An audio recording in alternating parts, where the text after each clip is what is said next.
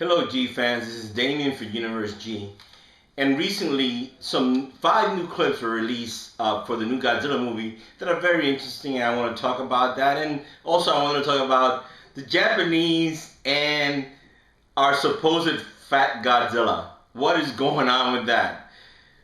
And also, I want to hit some points about how the storyline itself and the characters, how they intertwine and how it seems that this movie, it's not a walk in the park. This movie is serious. This movie is gonna be exciting, and lots of things that we did not expect are gonna happen in it. Well, as we saw with the first clip, we saw that actor David Strathairn, who plays one of the lead generals in the film, talks about and gives out the acronym for what we all been waiting for, what MUTO meant. Some of you already probably know this, but if some of you don't know this or have not seen the clips yet, you will know that the acronym means massive unidentified terrestrial organism. Naturally, in the clip, the organism now is flying. So that's another point that we can see that in its initial stages, I did a video that I was talking about that the Muto is kind of like it has different stages, kind of like a larva stage, and then it progressively gets bigger and bigger. And I guess in the story, once Godzilla and the creature meet, we see probably its final stage, which is the flight stage of the Muto.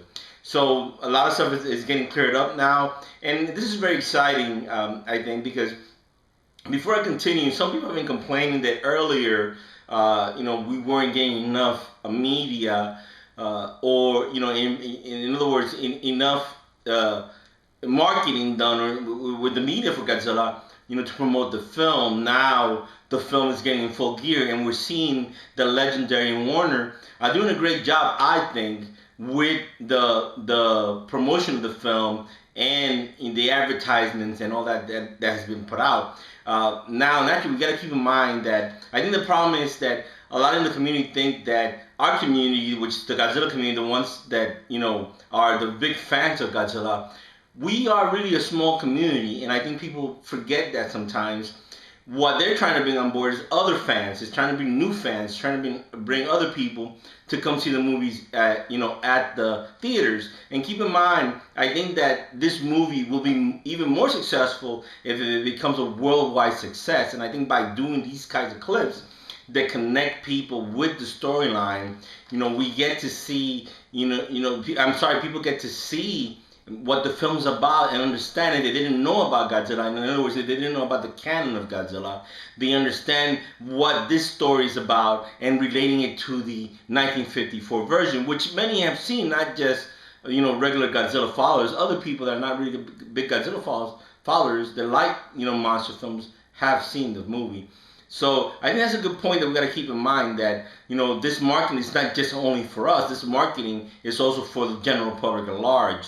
So, and from what I've seen, I think it's working. I think that one of the most anticipated films for the summer, and we can already tell by the numbers, it's going to be Godzilla, one of them. Okay, naturally there's other films coming out, but Godzilla is one of them, and I'm pretty happy with that. I think that for it to be there with these other films, and from seeing what Edwards and everybody from the production team are doing, this film is going to be, from my view and from what we're seeing, it's going to be a total success. And I do believe it will be a worldwide success, and also we're going to get a sequel. I'm saying it now. Definitely, we're getting a sequel. We're going to see another Godzilla film, probably several more.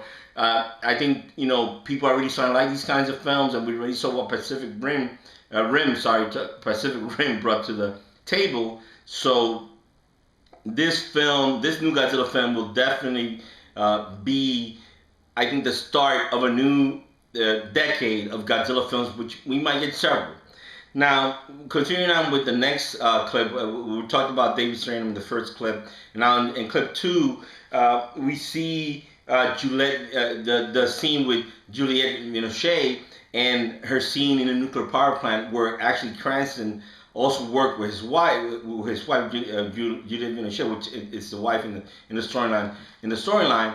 And we see, how their story is developed into the film. We see, her death, and then we see that in the next clip, which is clip 3, we see Cranston in his role, being held and actually, telling the government officials, which, well, we also see, some of the other actors in there, and it's interesting to see, how he is his role, as we can already tell, his role is he's going to be part of this. He's going to be part of the chase to try to stop this Muto and Godzilla. And interesting enough, I think we also see, based on the first clip, that the government is really more worried about the Muto than Godzilla. It seems like at the beginning, and I guess maybe later on in the story, maybe this is when Godzilla either gets awakened or he's been around. Or something happens that he's brought to the fight, because we see then in the last clip after that we see Godzilla rising, we see the Muto flying, and we see the two clips that we saw, that clip earlier when the Muto was flying, they connect with each other, and it seems like this is a scene where Godzilla and the Muto are going to fight. So I think this is getting more exciting by the minute. I think that if we love Godzilla, those of you that love Godzilla, I know this is going to be a great film. Every little detail of the clips. Some people are worried that they're getting too much information, but I think that old movies do this. I don't know why people are being surprised. You see a lot of movies put out clips of of the storyline, and you get an idea of the story. And you want to have an idea because it might, especially if you're not a fan or a person that follows that story, or whatever the film is about. It might interest you. So I think that, keep in mind, that's also a marketing tactic for the film, to bring other people in to watch it that are not big fans of Godzilla. Now, the Japanese and our fat Godzilla. I couldn't believe this when I read this. I think it's silly. Naturally, we've seen a lot of different Godzillas, and we've seen that in many Godzilla's chunky. Godzilla has a pot belly. He's thick. We've seen a lot of Godzilla suits that Godzilla's pretty chunky. So saying that Godzilla is not, this Godzilla's fat, I think it's kind of silly, because if you look at it, if we look at Godzilla, we see his legs. He has real thick legs, and the physicality. His arms are huge. And I think what they're confusing is that big neck. I think that huge neck and the smaller head, because it makes the head look even smaller, but I don't think this Godzilla is fat. I disagree. I think for his height, for the size he is, I don't think he's fat. I think he just has certain areas that are more muscular than others. And keep in mind that we haven't seen the full body shot, really. If we really look at it, this hasn't really been a clear full body shot of him to really say, okay, he's fat. So I don't know where they got that from. I love you, my Japanese friends, and nothing against you guys up there, but I don't think that our Godzilla is fat, and by no way. I think what people are comparing to 1998 Godzilla, which was, very lizard-like. It was very streamlined, skinny legs, and comparing that to this one, I mean, there's no way. You can't compare it. I mean, this Godzilla is bigger. He's beefier in the sense of stronger.